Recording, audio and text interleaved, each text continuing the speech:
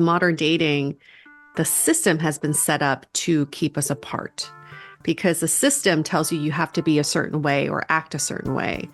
And all we're really telling people is be your most authentic, truest self, and you'll attract the person who sees you for who you are.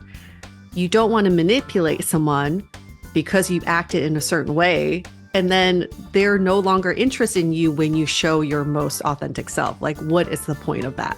Hi, everybody. I'm Sandy Weiner. Welcome back to Last First Date Radio, where we believe it is never too late to go on your last first date. And to support you on your journey to lasting love, I have written 3 books. My 3rd book was published in September of 2024, and it's called Love at Last: True Stories of Falling in Love Later in Life. You can find all of my books on Amazon for Kindle or paperback. Before I bring on Julie Krafchick and Yue Xu, I want to invite you to join Your Last First Date. It is my Facebook group. It's a free group for women over 40, only women, sorry guys. And it is a positive place of support, very heavily monitored, so the conversations don't go off the rails like they do in most other groups. So join us there at Your Last First Date. My guests today are Julie Krafchick and Yue Xu. They are active daters turned dating insiders, and they are top influential voices of modern dating, relationships, and connection in the digital world. They are the authors of the brand new book, How to Be Dateable, and the co-hosts of the hit podcast Dateable, which has been named one of the top podcasts about modern dating and relationships by the New York Times, the Huffington Post, Oprah Daily, and more. Welcome to the show, Julie and Yue. Thanks for having Thanks us, for Sandy. having us. We're so excited to be back. Yeah, it's so great to have you back. It's fun to do pod exchanges and to get to know other podcasters in the industry. Last night, I actually was out at the Moth, the Moth Radio Hour and the Moth. So I go to a lot of Moth shows, and I was sitting next to a woman. I guess she's probably around 30. And she's like subscribing to my podcast. And I went, you should really subscribe to Dateable too, because it's a great podcast. Thank you. Thank you, Sandy. Yeah. So she's like bringing it up, and she's like, I just found out I'm an avoidant. I need to do all the research I can. Oh my gosh. Which is awesome, because like at 30, I didn't even know that word. I love it. I don't think so it was mainstream available for us until maybe like 6-7 years ago. Not that long ago. Yeah, we know so much more, and we're still screwing it up. So let's talk about your book. Congratulations. Thank you. This book is unique in many ways. I mean, you talk about a lot of the same things that people talk about, but you're also profiling different people and giving us a window into people who represent different categories of dating archetypes. So before we get into all of that, the nitty-gritty, what would you say is something or some things that set your book apart from other dating books out there? I think when Julie and I started writing this book, we said that we need to let people know that we don't need to play within modern dating. We don't need to stay within the rules and the confines of modern dating. We can rise above it and pave a path that serves us individually. So we hope that this book empowers everyone to find their own path in dating and not just have to succumb to what modern dating has become. Yeah, I'm sure you hear it all the time, Sandy, just like the culture of, like all the bad dating terms and the icks and the red flags and all of the negativity that's spiraling, that's really not bringing us towards connection, which is what we all so deeply crave. It feels like it's almost like the anti-connection culture. So from what we've observed in our 10 years of doing Dateable, we're like, there is a better way. It's not even there has to be a better way. There is, because we've seen it within ourselves. We've seen it with the daters that have found love and happiness and healthy, fulfilling relationships. It was when you went against the grain and didn't just get sucked into dating culture, that's when the success happened. So we're really laying out a blueprint of like, how can you do this in today's world where it's so confusing? Yeah, you definitely do that on your show, and you bring so many different points of view. And I love that because I think when got out there again after divorce, I was dating like the old way of dating, and I had no idea how to do the online thing for sure. I mean, so many people are like, what the hell? And I can't do this, and it's terrible, and it's scary, and people are going to take advantage of me. I mean, we all have so many beliefs that we come into dating Yeah. with, and you've really shined the light on just having that growth mindset of being able to see things from a new perspective and really check in with yourself, I think. Yeah.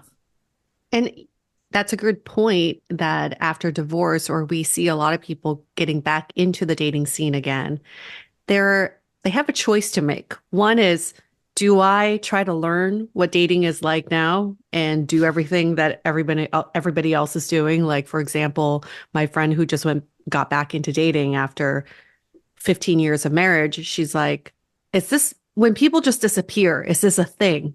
And do I need to do the same thing back? She's like, do I need to play this game? And I was like, that's called ghosting. And no, you don't need to participate. But I think there is a choice for a lot of people, especially later in dating, dating when over 40, you're like, okay, I can either do whatever everybody else is doing, or I've lived a full life and I know what I want and I can date the way I want to date. Yeah. And we just had a conversation in my Facebook group about uh, ethical slut, or there was some Okay. term that, yeah. Yeah. And it was triggering for some people, but for most people, they were like, I came out of a bad sexless marriage and I wanted to get out there and just Yeah. explore. And it's like unapologetically doing what works for you in that moment and at that time of your life. You don't have to just date to partner forever. Something we see a lot in our Facebook group is because we have a lot of divorced people in our community as well. And I think actually what's missing in modern dating is relational skills and really Mhm. focusing on like, how do I treat this person like a partner, not the enemy? And I actually think the people that, have been in long-term relationships, whether it's they got divorced and they're dating again, or just a long-term relationship that didn't result in marriage and or they broke up, actually these people have a lot of superpowers in the sense that they have relational skills that they've learned. And what we see is a lot of people are like, oh, well, in dating it's supposed to work this way, so now I'm going to ghost, or now I'm going to like like not respond to the text message because that's how dating works. And we're trying to get people out of that mindset of doing things the way we've been told to do to like win the game of dating, and how do we use dating to actually find the right partner for us, which often is actually honing more into those relational skills. Dating and relationships require skills.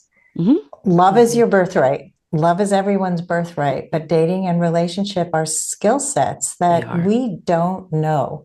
Most of No. us have never seen it modeled. We have no idea. There's a lot of conflicting advice out there, a lot of terrible advice out there that involves manipulation, Yep. hooking people, flirting in ways that aren't true to you. I mean, it's a zoo out there.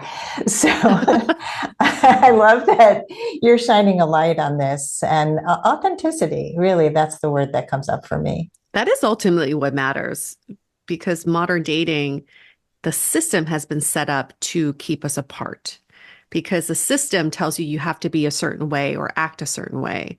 And all we're really telling people is be your most authentic, truest self, and you'll attract the person who sees you for who you are.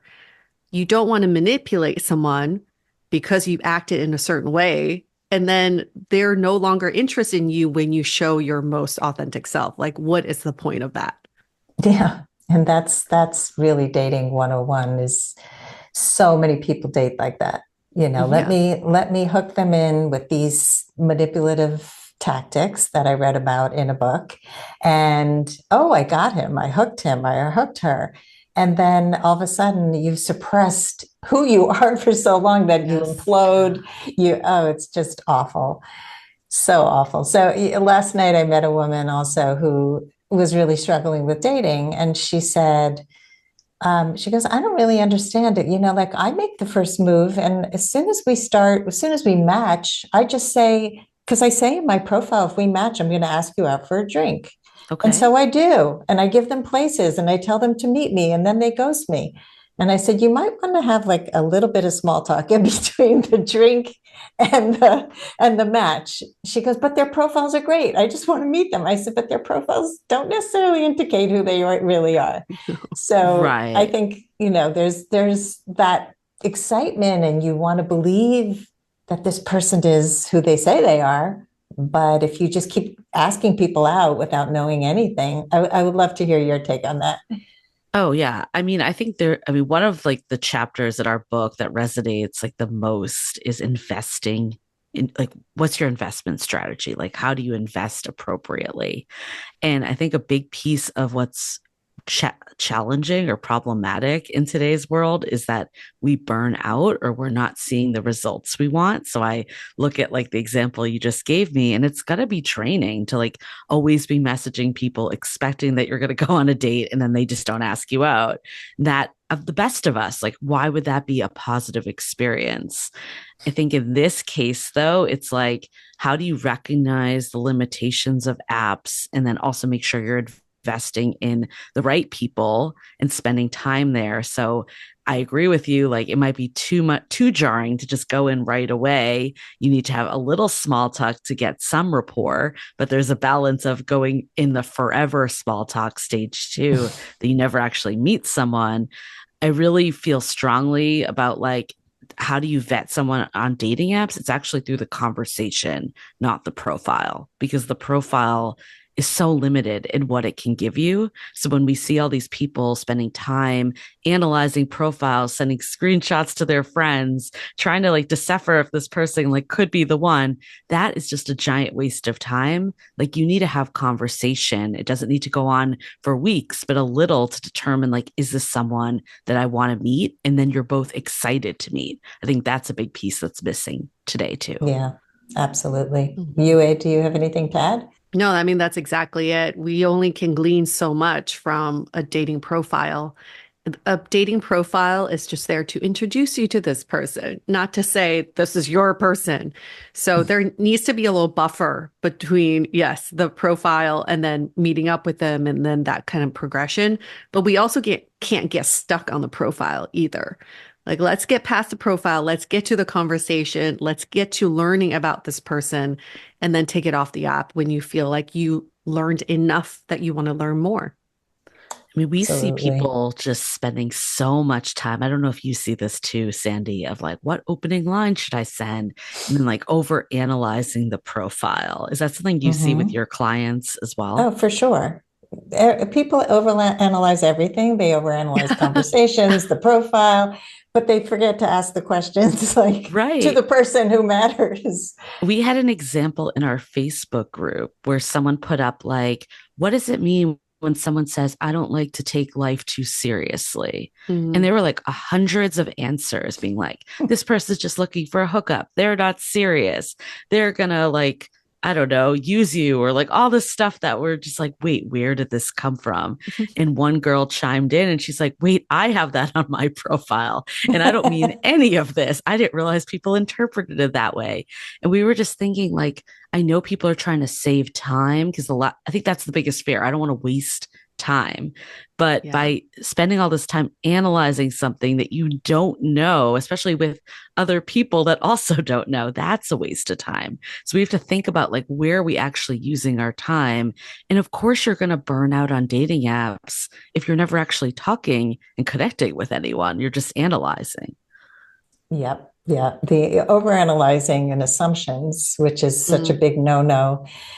We have a boundary around that in my Facebook group that Yeah, we call people out on that because we push back. Like, good. how do you know that? Right? How do you Yeah. possibly know that? What are you making up here? What's it based on? So yeah, I so agree. I think we waste so much energy and time in that overthinking and overanalyzing something that this is a total stranger. And people can write amazing profiles and be terrible in person. Yes. People can write. I mean, it works both ways. We've been I on had a those client. dates. Yeah, me too. You're like, wow, you sound great. I had a client who connected with somebody who had a terrible picture. She had been part of my program that I run on online dating. I know you also have one. And she had never looked at profiles that had pictures that were blurry or dark. She had never looked at men who were shorter than she was. And she's 6 feet tall. So she's legit looking for a tall guy, but he was like an inch shorter. So he wasn't on her radar. And his profile was very concise and short, and she was never would have looked at him until she took the course. And then she gave him a chance. And his messages to her were heartfelt, and he wanted to meet her right away. And that's what mattered. And they had an amazing relationship. So listeners, pay attention to this, because we get caught up in these things. This is definitely a trap, and we're going to talk about traps in a minute. But I want to focus on the archetypes that you talk about, the dating archetypes. I love them. I think it's really important to understand yourself. So tell us what the archetypes are and a little bit about each one. Well, from doing 5 or 10 years of our podcast and talking to thousands of daters, we came up with 5 buckets of daters. So these are the dating archetypes, and they really describe your attitudes, behaviors towards dating, both this on the side of what attracts you to a potential partner and also what may be getting in your way. So you've got the superpowers and then maybe things to watch out for. So there's 5 of them, like I mentioned, and I am a Maverick. And I think a lot of people may resonate with this one. I'm very independent. I have very high standards for myself and the people I meet. I can hold my own in a relationship, and I respect other people's space in a relationship. But what gets in my way, or what may get in my way, is I run at the first sign of something hard, a hard conversation, a hard event that happened. And I want to get ahead of the other person. Instead of having them break my heart or hurt me potentially, I run away. And sometimes I will literally run away, like pick up my bags and then run somewhere. And I need to learn to really run towards the person that I'm seeing versus running away from them. I can run, but just run in the direction that serves the relationship, not in a way that divides us. So when you say run towards the person, are you talking about like having those hard conversations, trying to work things out? Is that what you mean? It's about getting curious and getting information. And it goes back to what we were just talking about. I would often overanalyze and misinterpret information. For example, I was dating someone, it was during COVID, and we did not intentionally move in together, but we did, because that's what people did during COVID. And at some point he said, I could really use some time apart. And I took that as he no longer wanted my company. So I picked up my stuff and I went back to my apartment. I was like, good luck, buddy. Good luck being on your own. And he was like, wait, that's not what I meant. But I was running away. If I were to run, I could still feel like I want to run. But running towards him, that example would be, oh, tell me more about that. What do you think would make this work? Because this is not something we intentionally got into. Let's talk about what are the boundaries. Let's talk about how we want to operate in a way that's most successful for us. That's running towards your partner. That's a good example. So we often will have assumptions, make assumptions, and also get triggered by something. Oh, yeah. By a lot of things. Okay, so Maverick, I can relate to that one. Yeah, and I mean, I'll just speak to Yue. I feel like we've been in a unique position that we've been recording this podcast for 10 years. Not everyone gets that type of therapy, I guess, or like not therapy, but self-awareness. Maybe therapy is a better way to put it. But like the difference that I can see from how Yue now acts in a partnership, because she's aware of this, because she knows that like it's vulnerable to actually like put yourself out there that way, where instead of like running and hiding, that's like actually the safer approach. And it's just such a difference of the way you show up. So I think that's the power of knowing this stuff about you in dating, but also once you get into relationships, because the reality is it never ends. It just shows up differently. Yeah. I love that you can witness each other, which is so beautiful. Yeah, and I'm sure Yue has stuff to say about mine as I well, do. because Let's go. the other piece of it is like with these archetypes, like first of all, none are better or worse than others. Like I think that's my one gripe with attachment theory. There's so many benefits of it, don't get me wrong, but like we hear people saying like I can't date until I'm secure, and we're like you'll never be 100% secure. And then with these dating archetypes, we're not saying Yue don't be a maverick anymore. It's just lean into all the benefits of the maverick, but then recognize when it's actually not serving you and holding you back from finding love and being in the partnership you desire. And for me, there's also, it's not just one. Sometimes you've one leading. For me, I had two leading ones. It was dreamer and achiever. So the dreamer, it's the person that wears their heart on their sleeve. They are so open and caring. They often make the best partners and friends and, loved ones, because they're just like warm and welcoming and there for the people in their lives. Where it doesn't serve you is sometimes you get really ahead of yourself. You meet someone one time and you start imagining your entire future with them. You're not discerning of their behavior because you're in a fantasy. That has gotten in my way so many times in dating. And you also maybe give someone like the fifth chance or the sixth chance because you always see the best in them, which again is all like good qualities, but you almost like self-sacrifice at the default of that. And then the achiever, this is the person that, knows what they want. They go after it, probably serve them super well in their career and in like education and all the stuff. You're trying to climb the ladder, get to the next milestone, achievement focused. The downside of this in dating is that one, you don't always stay present when you're always thinking about the next step. And then two, you sometimes like want to keep things going that actually shouldn't keep going because you want to get to that next stage. Like we've seen people that are like, well, I'm in an okay relationship. I don't want to start over again. Or I'm in a situationship, but there's so much like sunk cost fallacy here that I don't want to end it. Or, like if I just get to that third date or the fifth date, I can prove to myself I'm worthy, but do I even like this person? So a lot of that comes in. And like, for me, that dynamic was hard too, because I would have these people in my life that I knew in theory weren't the right partner for me. But because I was a dreamer, I was fantasizing, and I was also the achiever that felt like it was a reflection of me. If it didn't progress, I kept going with the wrong people for so long. And when I was able to like stop that, because I learned this about myself, but also got clear about what I wanted, which is a big step in our framework, that's when I started to like change this. I can relate to that too. Maybe you're a little bit of you might have I probably. Well, also if you look at different stages of dating, yes, like you said. So when I first got divorced, I was such a dreamer because I was yearning for connection so much. And I would finally have a connection with somebody over the phone.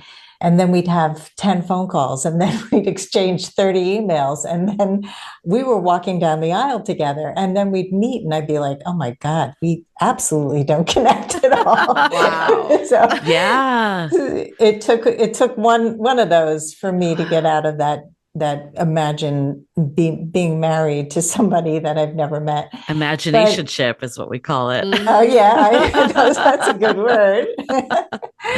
Yeah, so many people get caught up in that, like that this person is because you want it so badly. And I see this trap a lot where this dream of this person or who they could be and if only thinking, and but we'll get into the traps in a minute. So we have two more. We have the Energizer and the Thinker.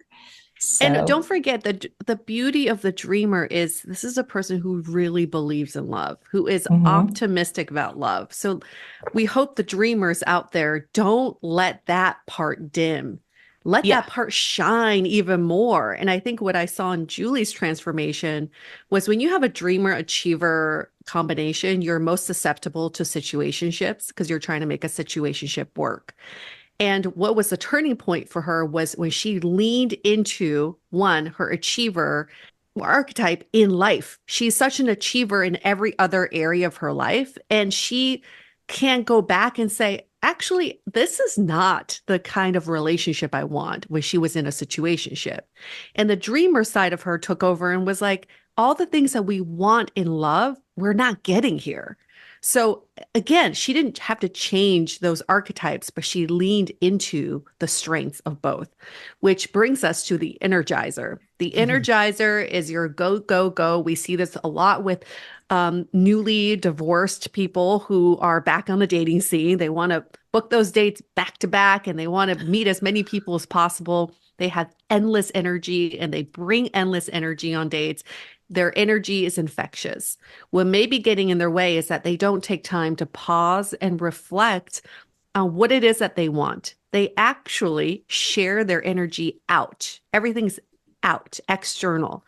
And then they don't bring that energy back. So then at the end of the day or end of those 5 dates that they just lined up, they're completely drained and they don't have the time or the energy to reflect on, hello, am I taking care of myself right now? Mhm. And sometimes too, when you're always dating, again, there's so much benefit of this. You're probably like the super fun date that everyone has a good time with, but sometimes you're not going deep if you're spreading yourself too thin across many people. And people can feel when they're like in a lineup and you have like that next date booked, whether it's like the same day or the next Yep. day, people can feel that energy and it makes like the people that are actually relationship oriented not want to gravitate towards you. Yeah, I've also seen that in people who just have really busy lives. Yes, So yes. they date, but they're not really focused on dating. They're focused on No. work and on their family and on their friends and on their fun activities. And they kind of time slot you in and then they forget that they made a Yeah. date and you're just not that important to them. So those dates don't go anywhere because I mean if you have self-worth and you're dating somebody like that, you let them go because they're not able to focus or not willing at this point to Yeah. focus on relationships. If someone can't schedule the next date with you for like a month, like it's gonna not work out. Yeah. Like Yeah. yeah, no, Yeah, I'm let me glad that you check with brought that up because it can be just like the energizer in life. It doesn't even have to be like filling the dating funnel. It could just be filling your like social calendar and Yeah. like other funnel. yeah, I'm too busy. I mean, I have Too clients busy. like Yeah. that. They say, well, Mhm. I'm just too busy to put dating on my calendar. I'm like, you hired me to help you date. Like, Right. what is the fear and the block getting in the way of that? Because you're making everything else more important. Yeah. Yeah. And then also when you're in a relationship, you need to make time for that. That's Yeah. always like my good. Whenever someone's like, I'm too busy to date, it's like, then are you going to be too busy to be in a relationship? Like, yeah. Good point. Yeah, relationship is that's the goal. The dating is just the beginning part. Yeah. And I guess that brings us to the last one, the thinker, that Mhm. maybe the Hmm. person that overthinks this part and they don't run. They're like kind of the opposite of the energizer. The energizer is all about doing, and the thinker is maybe, all in their head. And again, very good qualities that they are usually like that constant for people. They are like, they think things through all like, no one wants to be with someone that doesn't give thought to it, right? Like that's a very positive trait. They're usually like the person that can hear different perspectives and be open to conversation. And again, so many good qualities. The downside of the thinker is that they can go into states of analysis paralysis and they're overthinking that text message or the dating profile, some of the stuff we said before. And, things that aren't the big picture, they kind of lose track of that big picture because they're so focused on the minutia.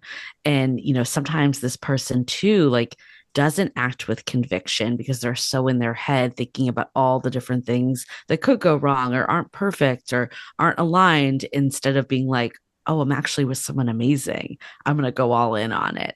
The benefit, though, of course, when they do go all in, there was this quote that actually was a TikTok video. I'll admit it was a TikTok video. And it was like this guy giving his vows. And he was like, rest assured, I am up here.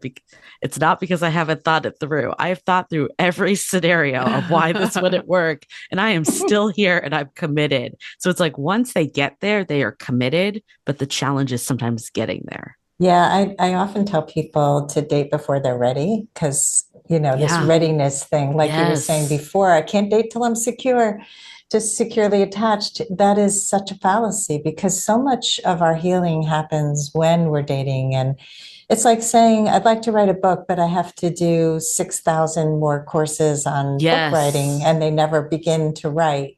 You can't edit something that's not written, and you can't improve on your dating unless you're out there dating. 100%. I actually feel like sometimes when you're not ready to date is the best time to date. And it's Hmm. because when you're most vulnerable.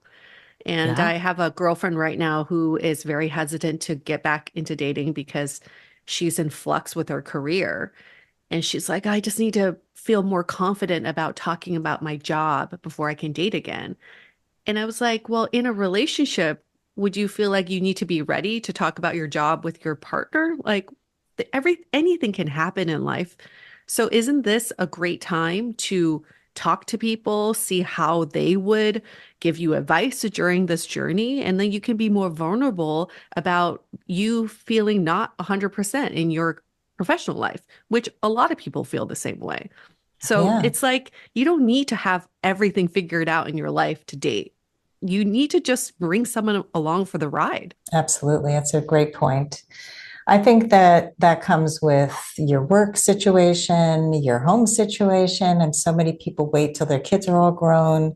Yeah. They wait until they have enough money. They wait until whatever, they lost weight, they had another Yeah. degree, and then life goes by. And then it's like, Yeah. wait a minute, now it's harder for me to get back out there. And that's where the overthinker, the thinker starts to hesitate more and more and more.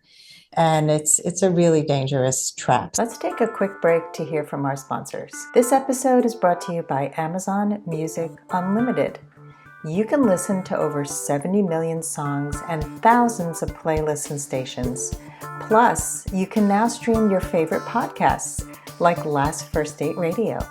You can listen to any song, anytime, anywhere, on any of your devices. Get Amazon Music Unlimited for free for 30 days.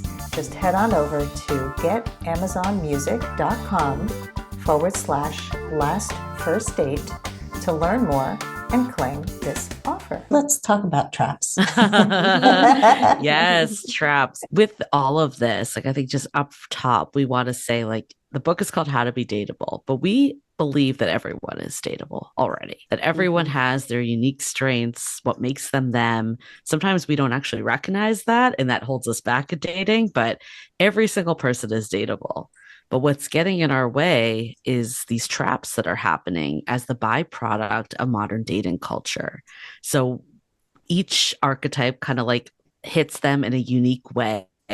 So we try to bring it back to each one, but I think overarching, they're there for all daters. So, the first one that we touch on is this expectation of love on demand. And a big part of that is that we're in this culture where everything happens so quickly. You can get an Uber and a ride to the airport in 2 minutes. It can arrive at your house. You can order food from any place and it will come to you in 30 minutes. Like everything is just immediate. So we bring this to dating and we almost treat dating like we're shopping on Amazon for this perfect partner. And if we don't see the spark right away, then it's not it. Or we don't give time for things to develop because we believe like when you know, and it should happen instantaneously. And then when it doesn't, you're like, this isn't the right person. But we think that's a trap in that's not actually like how connection is developed in any way. And when we keep playing into that, it's like you're on this hamster wheel of continuing to meet new people and like always going in a circle. Yes. I mean, you can see even on profiles. I'll know it when I see it. I Yep. will feel the spark. I'm looking for Yes. chemistry. I mean, that is the Yes. dream of you're going to know, but that's so not true. And, Logan Ury talks about F Yep. the spark. Like it is really a trap. We want big things in a hurry. We want big change in a hurry. Like it took us so long to make these mistakes or to get this screwed up. So how can we change everything overnight? And how can we find love in 5 minutes on an app? I mean, some people get lucky, but most people don't. The best part is the process of finding love, falling in love, and meeting different people. Sure, it's nice to be in a relationship, to be in love already, but most of life is the process of doing something. So we want everybody to understand that that's really the magic of life is the doing part, right? It's the process part, which is also very similar to what we talk about with the settling paradox, which is another trap where we are we're so adamant that we don't want to settle. Like settling is such a bad word. Yet we settle for the most horrible dating behavior. I mean, we hear people saying like, "Oh, I'm giving this person a second chance because the first time they didn't show up for the date, but I think they're going to show up the second time." Or someone who's not reciprocating, or someone who's not communicative with them. We settle for the behaviors that we don't want in a relationship. Yet outwardly, we're like, I would never settle for anything less than what I deserve. So we need to really think about what that word settling means. And if you're settling for people and behaviors that aren't actually aligned with what you're looking for, let's flip the script here. You're the one allowing that to happen. It's a paradox for sure. Definitely is. And I think with the expectation of love on demand, we're not saying like settle for someone that's boring or settle for someone that you like aren't attracted to. I think what we're saying though is like, how do we start to focus on the qualities that matter? Like we're in this list culture, and some of that is perpetuated by all the options, this Amazon mentality of dating apps that we feel like we have like the ideal characteristics that we want in a partner. We've heard people say like, oh, of course they need to run like half marathons. I'm a runner.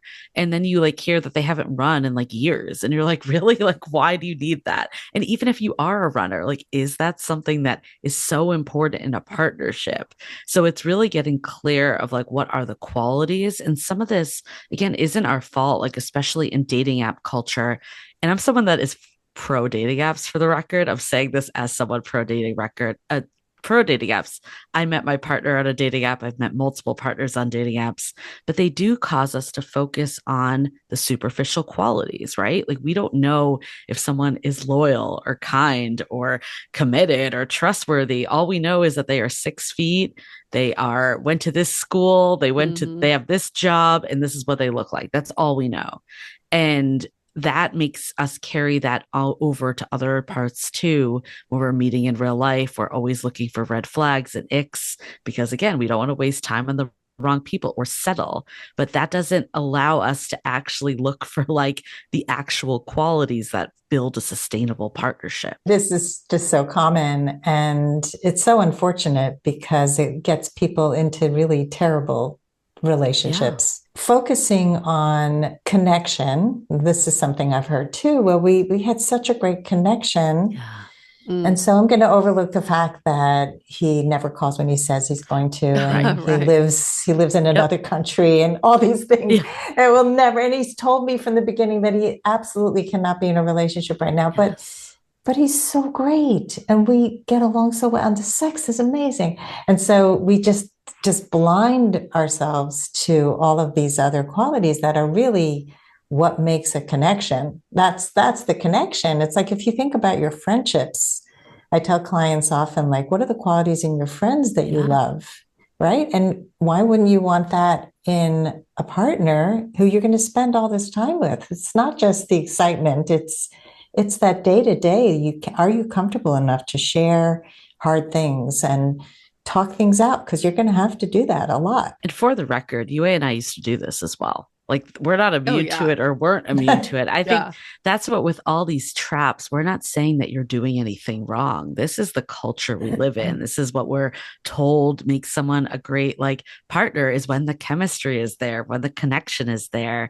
And then, like I was mentioning, the technology and other forces in today's world continue to play into some of these narratives. So it's like unraveling stuff that's been taught to us about dating for decades, and then also adding in these new factors that continue to enforce these messages. That's what we have to unlearn. And then, like looking at your archetype, you can see how that actually plays in for you. Like for me, I was very much again swept in the story of how we met or into like, the feeling of the chemistry and connection when I was with the person that I was settling for situationships over and over again. And it took like an active rewiring, doing like the framework in the second part of our book to be like, what is it I actually want? And then if someone's not measuring up, despite the connection, despite the chemistry, the baseline isn't there, I have to let them go and move forward. Which is one of the hardest things for people to do. Yeah. It's taking a stand for your own dignity. Yes. And so many people are not used to doing that in any part of their lives, to take a look at the whole picture and say, does this work for me? Is this adding to my life? Is this upsetting my nervous system? I mean, when you're in a situationship and always wondering if the other shoe's going to drop or the person's going to get in touch and do they like me, and you're overanalyzing, your nervous system is a mess. Yeah. This is the most fascinating part of it all, is that we are actually misnaming what a connection is. When you hear about people saying they had such a strong connection with someone, the very thing that draws people, the very qualities that draw people to this person are the very qualities that don't make them a good partner. For example, I have a friend who was so into this guy who she loved the fact that he traveled on a whim. He would just pick up his bags and go to Peru for a month. He could work from anywhere in the world. She was just like, he's so mysterious and he's so like open-minded. But when they actually started dating, guess what? He was never around because he was still traveling, because he was living his own life. Same thing with my other friend who's like, oh my gosh, I'm so into this guy. He's so charismatic, so social. He's a DJ at night and he has like this 9 to 5 during the day. They started dating. Guess what? He was flirting with every girl in sight because he's very charismatic and this is his life and he's very social. So let's like reframe what connection is. We are drawn to these qualities that don't make someone a good partner. They're good qualities of someone you want to watch on TV because it makes them interesting. But do you actually want to spend life with them? And all the good qualities that we want in a partner are what we call boring in dating. Someone who's like, oh, who wants to hang out on the weekend? Wow. Boring. How boring. How boring. How dare they? Right? That's such a good point. The connection is so misinterpreted. It's really lust and it's what's familiar to us, and it's based on so many of our wounds. And I had an experience last night where at the Moth, I saw a guy get up on stage who I dated 10 years ago. Wow. Wow. And I was like, oh my God, I hadn't seen him in 10 years. And it was a weird relationship. It was really a situationship. But it went on for almost 3 months because he was so exciting, because I was so tired of boring dates. And he took me to great concerts and took me out to eat at amazing places, treated me really well when we were together, but he was really not a nice person. He got up on stage and told the most bizarre, shocking sexual story about his sexual awakening after his divorce. And he acted, it was an act. It was like, and my friend who I was there with was, oh, I've seen this guy before. He's such a jerk. You're like, I dated him. But it was like, so here's like the future self, like me 10 years later, who's seeing this guy for who he is. And absolutely zero attraction, zero, like repulsed. And I think back at who I was and how I found him exciting. And Mm-hmm. yeah, but he wasn't kind. And so that's when I Right. finally left him. I Yeah. said, this isn't fun anymore. You're not a nice person. And he's like, well, let's be friends. And I'm like, you're not my friend. Your Yeah, friends don't do no what you thanks. do. Like, I don't like you. Yeah. Yeah, I you're don't not like nice. you. Right. So I mean, the funniest thing was I went up to him after the show, and he looks at me like he has no idea who I am. And then he goes, oh, yeah, you're the funny guy's wife. He couldn't remember my name. He remembered that I had been married to a comedian. That was more important to Wow. him than who I oh was. my goodness. But Right? you dated. I dated him. Wow. I'm like, are you freaking kidding? Wow. Maybe he's got dementia. I don't know. I was just Were like, you like, oh, Or and you're the mean guy? yeah. you're the mean, You're the you're the jerk. mean guy. You're the guy I I'm so glad I don't date anymore. I love that example though, because I think a lot of people go there. And, Yes. part of it too is, of course, with age and wisdom, you could see this in hindsight. But a big part of it too is a present bias that we put more weight on the current, that we don't want to get out of the situationship. We've heard so many people say, like, well, I can't end this because then I won't have anyone. But at the same time, if you're with the wrong person, there's no way you can meet the right person. I think if I was to look back at things I would have changed about my dating life, it would be to end things quicker that weren't Yeah. working instead of trying to go like through this uphill battle of making something work that isn't maybe even what you want at all, or just doesn't have the legs to go. We don't know what we don't know. No. And that achiever wants to work harder to Yep. see if we can make it work. Yeah. Get And it it. brings us to the validation trap, which is the next one, that Mhm. because of just the emphasis that dating has in our culture of like this mentality that you are winning if you're in a relationship and losing if you are single, and there's something wrong with you if you can't get to the next date. All of this puts so much more pressure on dating than just looking for the right person. And of Yeah. course, dating is going to be miserable if we're seeking validation this way. And I think validation is an interesting term, because if you had asked me like 10 years ago if I was seeking validation, I would have said, no, of course Right. not. Right. But when you're putting, like, I guess, the value of yourself within someone else, you are seeking validation.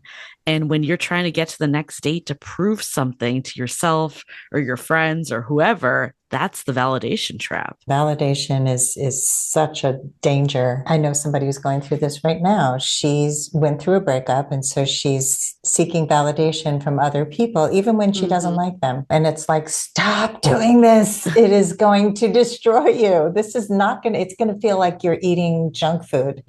Does Yes. not feel good. And you shouldn't have to convince your person that you're good for them and that you're right for them. Like, you shouldn't have to convince anyone of your worth. Another trap we see is relationship chicken, where we do everything in dating that is opposite of what we do in a relationship. And in fact, we do so much in dating to break us apart so that we actually don't enter into relationships. Like, for example, the whole playing the games. Like, if someone doesn't text you back within an hour, you may wait 2 hours, or you may wait a day before texting them back.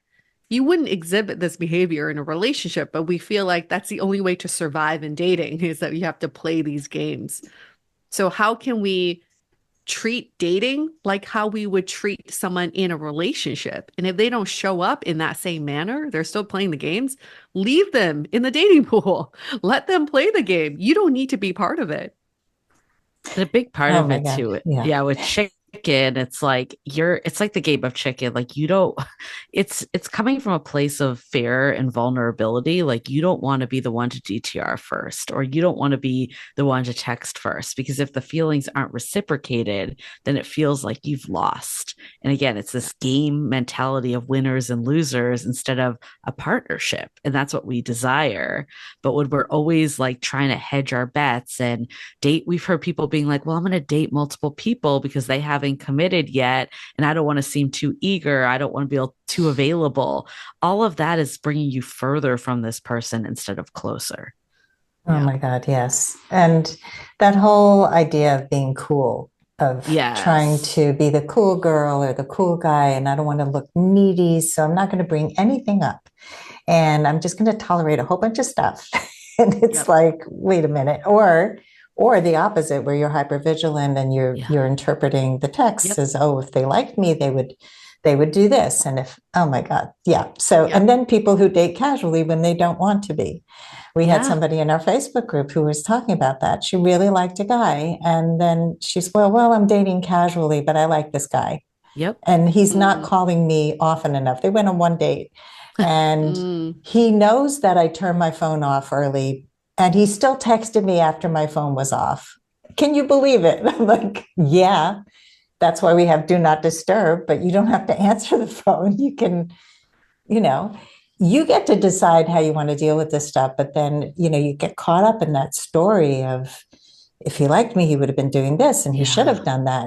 And he could have, would have, should have. We expect people to be mind readers, and that's a Oh, big yeah. part of it, and to play by these Mm-hmm. unwritten rules. And we get this a lot. I'm curious if you get this of like, well, it's too early to share my needs. Mm. Like the example of the person that's like, doesn't want to be texted after a certain time. Did you even tell the person that? Like, do they Mm-hmm. even know that this is something for you? Where Mm-hmm. we always get these people that are like, well, I don't want to rock the boat. It's too early. But in our opinion, one, stating your needs doesn't need to be like this confrontation. It could be like, I like getting text messages. Like it could be something very simple and nice that's bringing someone closer to you and giving them a roadmap of how to show up for you. But we look at it as like this scary thing because, of course, if they can't do it, then it shows that, maybe they're not the right person. That gets out of the fantasy. But at the same time, that gives you really valuable info. If you Oh, share your needs and someone still can't meet them, then why would you want to be in a relationship with that type of person either? Yeah. yeah. So many people wait too long. I've told people before I even meet them that I'm an on time person. And will you be on Yeah. time to the venue? Like, and one person said, well, I'm usually a little late, but thanks for telling me that. I'm going to make every effort to be on time. Nice answer. But if you're on time and the person's 20 minutes late and you don't say anything, and then they come in and you're like fuming, but you haven't said Yeah. anything, like, what have you done? So, yeah, Yeah. it's not needy to express needs. It's No. needy to not express needs and then yell at the other person Right. that they didn't read your mind. We have a rule of thumb where it's the second you feel like you want to complain about someone to your text group, your friend's text group, or you want to post it somewhere, or you want to really like publicly shame this person, turn that into a needs negotiation with the person you actually are complaining about. Go straight to the source. Because we see this a lot. It's like we've all been in those text groups, right? Where someone's like, oh, a screenshot of this text message they got. What should I say back? And it's like, what do your friends know? Your friends aren't in this exchange. The minute you feel like you have to complain about it, go to the person you Yeah. are complaining about and tell them that here are my boundaries. Would you be willing to meet and respect my boundaries next time? That's more of a growth conversation versus just misery loves company. Yeah. And again, it's Such how good you say advice. it. It's how you Yes. say it too. Like you don't, I know you're just like boundaries as like a placeholder. You don't need to be like, so like, it can just be like, like your example, Sandy, I Mhm. appreciate, being on time. It's important to me. It doesn't need to be like this big, like, I don't know, like this huge nerve wracking conversation where you're stating every need and boundary you have. Like you just put Yes, it out there in a way that tells someone what is good for you and Mhm. that it's important to you. And then the right person will want to meet those needs. But if you don't know them or share them, how can they ever do that? Yeah. exactly. Yeah, and the example of the woman I was just talking about in my Yeah. group who was casually dating, but like the guy was expecting him to read her mind, she had crafted a text that she shared with the group. And it was just like, I think you like me. I like you. I've been clear that I like you, and you should be planning the next date. And I'm like, okay, that is a demand. And that is Yes. not a good Wow. text. And I'm glad you No, put it here first, but we don't allow screenshots of conversations in our group either for the reason that we we don't just either. said, because like we don't know these people. Talk to the person, but it is a skill set. I was terrible at it. I look back at some of the texts that I've sent to men when they crossed a boundary and they were so over explaining and Yes. so over forgiving. And I totally understand and I have empathy for you. But, in the future, would you be willing to? And it was just like, oh my God. Oh But my that's the goodness. beginning. Yeah. I think some of Yes. it too, like we sometimes will post like text to send, and people will be like, why would you ever send this to someone? Of course, they're not going to react positively. And some of it is too, by the time you're sending it, you're not necessarily expecting a reaction. Like, I'll give an example. I had this guy before I met my current partner that was someone I had met. It was over COVID. So I was in Boston, he was in San Francisco. I was like visiting my family. We were virtual talking every day, but I thought there was like a connection here. And he was like planning on picking me up from the airport when I got back, like this whole thing. Of course, the second I get back, this guy doesn't even have an hour to meet up. Never picked me up at the airport either. He was nowhere to be found. And at some point, like I was like trying, I saw myself trying to like push it. And then I'm like, wait. And this kind of goes back to in our book, we have a dating North Star, which is a combination of like, why are you dating in your core needs? And for me, a core need was to feel prioritized and have someone that consistently Mhm. shows up and is reliable. I'm like, wait, if this person can't take an hour out of their day to meet me, like I don't care what excuses there are. Like you can make time if you want to make time or at least be proactive in the communication. Like I was getting nothing from this person. To me, I was like, this isn't what I want. This is an uphill battle. I'm sick of doing this. Like I know what I'm looking for. This isn't the relationship I want. So I did send a text that was like, "Hey, it feels like right now like you aren't able to give me the prioritization I need. That's all good, just so you know, I am going to move on. And like, if things change for you, like, feel free to reach out. But like, I don't know where I'm going to be." And he Mhm. replied back and he was like, like, thank you for sending this. It wasn't confrontational. And he was like, I'll let you know if things change. But he wasn't like, I'm going to do things differently or step up in a different way. Like I knew that was the answer. But for me, it was really important to send that because it was like a closure and freeing. And then the next month, I met my partner who I never like questioned about prioritization. And I think the reason I'm bringing this up too is like sometimes when you state your needs, it's okay if you don't get the response you want. But by stating them, I could have stayed in this loop with this person for another 3 months trying to like convince them to spend an hour to take me out. Yeah. I love that. I love the script. I love that you had the courage to do that because so many people still stay in that place of hope and Yeah. dreaming and never state really take charge of what you can. Like take control of your own life and your own dignity and state what you want. And I know like on your Instagram you share a lot of these scripts for people. I love the here's what to do if you don't want to date this person again, because people don't know what to say. They really No. don't. And so that's a beautiful example of this isn't working for me and I don't want to stay in Yeah. situationships anymore. So I have like a million more questions, but it's really, we're going to get to the end here because I want people to buy the book and not tell the entire book here. It's a fantastic book. I'm so respectful of the fact that you were able to write a book together because that can be challenging. So, I'm sure it's indicative so much of your relationship together and how you've been able to podcast together. I know you've also recorded the audio of the book and Mm-hmm. so many good things. So I'm going to get to my final question, which I ask everyone, which is what are your final words of advice for anyone who wants to go on their last first date? Think about bringing your best self to every first date. And think about, even if you're in a relationship, to treat each date as a first date so that you can bring that newness, that energy, and just your best presence to that date. Look at how you're showing up as yourself. And we think that we need to put on this date persona. This got me for years. But oftentimes, like when we're just showing up as our best self, when we're bringing the right energy, when we're letting our true selves come through on first dates, which are inherently awkward, that's when the right people come to fruition. And it's okay if like someone isn't the right person. That's just making room for the right one. So I think rejection is as redirection is something that has really stayed with me throughout the time, because even if the person that you're with across the table isn't the right person, that doesn't mean that the next person won't be. And that could be that last first date. Great advice here. I think that people also don't realize that dates are not necessarily a waste of your time. If you No. vetted people and you're doing the work, it's all part of growth. It's all part Yes. of how we get here because, as we all said, we've all been not such great daters. We've learned a lot as we dated. And I think that's the key. Are you learning? Are you applying what you learn? And can you let go of the expectation that this is your person on every single date? You never know what life has in store for you. So I love it. I love this conversation.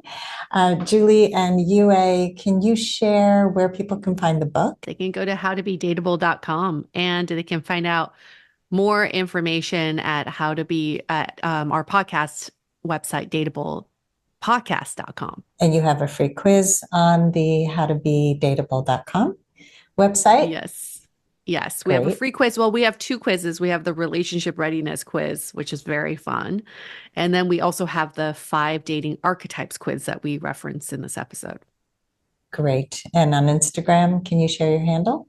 Sure. It's at Dateable Podcast. Thank you so much, Julie and Yue, for coming on the show today. I really loved our conversation so much. Thanks for having us, Sandy. Thanks, everybody, for listening. If you love our show, please give us a high rating on Apple Podcasts. And as always, here's to your last first date. If you are ready to get unstuck, gain new tools, become more empowered, and finally find your last first date, I'd love to talk to you. Fill out an application to be considered for a complimentary half-hour love breakthrough session at lastfirstdate.com/application.